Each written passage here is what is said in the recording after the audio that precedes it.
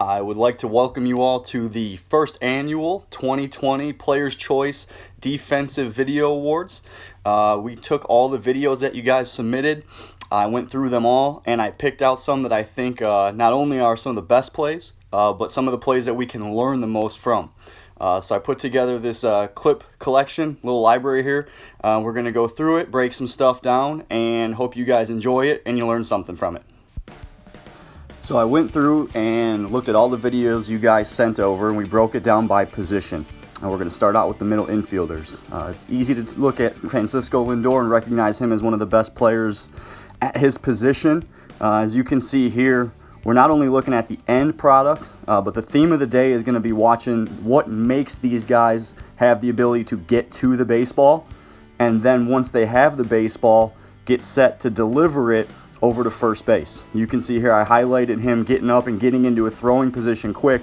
To me, the catch isn't the most important part of these plays. It's what they do to get their body in position to make that catch. Like you see here, working low, staying down, and then immediately getting their body into a throwing position. All right, you're gonna see it here. Once he turns, he gets his shoulders squared, and now he makes a throw that his first baseman can make a play on. We talk a lot in the wintertime about not just being the guy on the throwing end of it, but getting rid of the ball and then being ready to have our first baseman make a play for our position player. That's their job, and we'll see that later on when we get into the corner infield guys. Next, we're looking at Javi Baez. Pick this play because it's easy to say that it's an amazing play, but when you really break it down, you're going to see what he does by getting his body in position to see the ball into his glove. You'll see it right here. He gets down low, he stays low, and the mistake a lot of guys make is they get upright once they're going for the ball, and then they can't get down in position to see it into their glove. Here he's low, he's sliding, he sees it into his glove, and then we're going to pause it at the top here, and you're going to see he is throwing off his back foot, but he gets his shoulders and his eyes in position to see his target and throw it accurately over to first base. That's what makes this impressive to me. When we see it in full speed, it's an amazing play. There's no argument there, but it's what makes it amazing and what he does to get there that makes him such a successful player. I'm going to take a couple different clips from Javi. These were not sent in by our guys. These are from a website called Baseball Savant, and the reason I'm highlighting this is we're going to see here what he does well with his feet making a throw versus when he gets lazy with his feet. Here you're seeing him stand up, throw off his back foot, and that's why he makes an errant throw, versus when he gets around the ball, gets inside of it, he's able to make a strong throw. We're going to move to some second baseman here. Other side of the bag, Dustin Pedroia. Once he gets up to his feet, you're going to see him square his shoulders and find his target. Again, that's what finishes off such an amazing play. Let you guys soak this one in a little bit. Getting into a good throwing position, ready to go, and then we're going to see DJ LeMahieu come through on the next one. Makes a great slide and grab, but then gets his body into position with his feet and his shoulders to throw a strike over to first base. We're going to slow it down. Amazing glove work, and then gets his body ready to go and gets his feet moving in the direction of his target, not just throwing off his back foot. So really good stuff from our middle infielders, and now we're going to move on and break down the catchers. So many good catching plays to go through. The one I wanted to start off with is just a great catch and throw from Pudge Rodriguez. Probably the best throwing catcher that there's ever been. Him or Yadi Molina, but this is a great example of getting great feet underneath his body, an amazing transfer, and unfortunately throwing out my favorite player, Ken Griffey Jr. Throws to the right spot. It's early. It's strong. Really just a great example of a good, strong, quick catch and throw.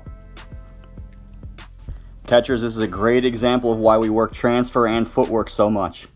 The next one we're going to see, this is coming to us from Gio Rizzo on the 11U team. This is Tony Sanchez, and the reason I picked this one isn't because he falls into the dugout. It's a great way to show any position, guys, that you need to go find a spot and then make your adjustment, and it's a great play right there. And then for all you Cub fans out there, pick the David Ross one that came from Matt Miller on the 13U team. The reason I highlight this one, you're going to see right here how he replaces his right foot under his body so he can turn and get his shoulders in the throwing position, and it's a great fundamental example of a catch and throw. Not only is it a huge spot in the game and an impressive throw, but his footwork and his body position is what makes this one so impressive.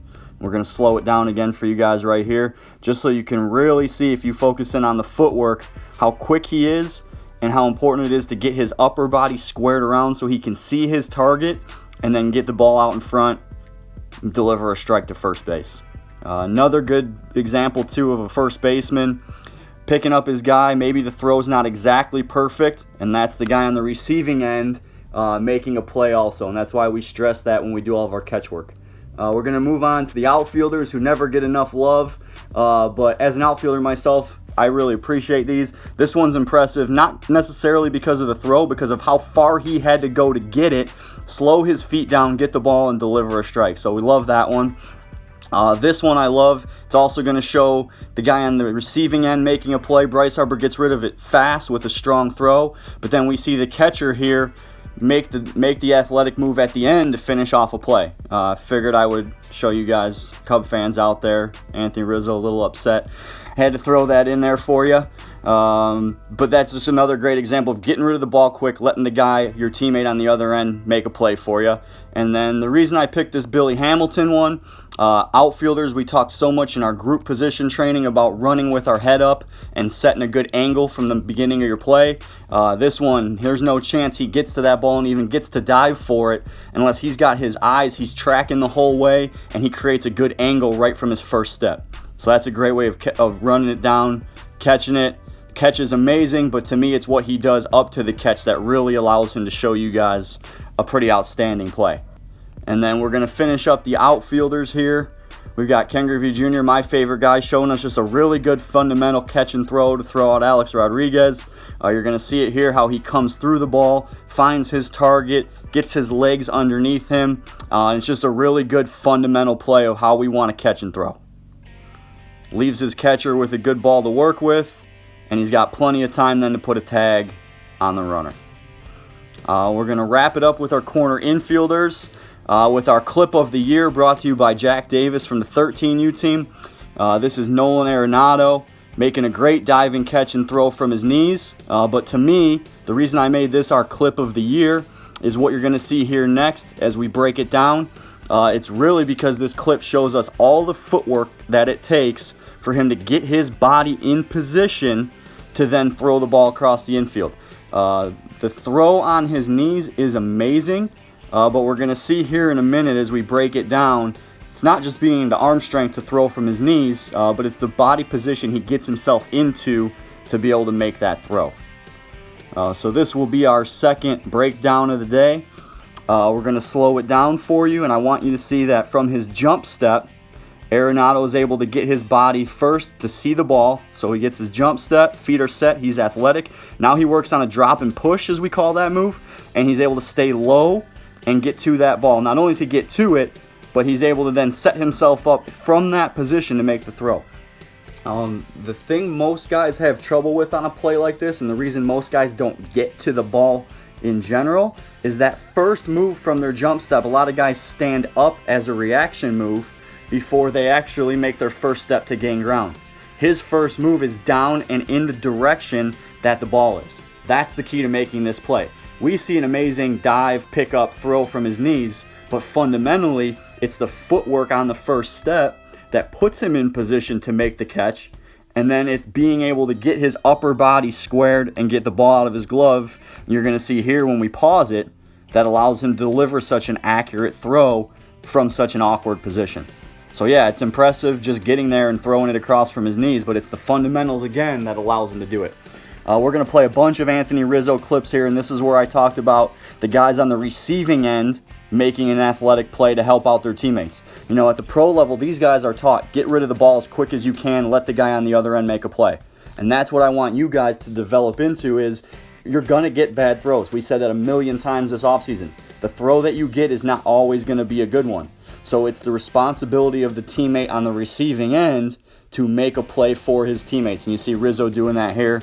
And you're going to see for first baseman, his awareness around the bag to make sure that he's able to go get the baseball and then still stay on the base to make sure that he secures the out. So one of the best in the game here. He's out there making plays for his teammate, and that allows his teammates to trust him that they can just get rid of it and get the ball over to him because he's going to be there and he's going to make a play for them.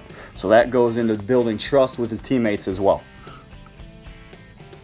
You see here, he stays on the bag, he goes and gets it, he's working his foot around the base.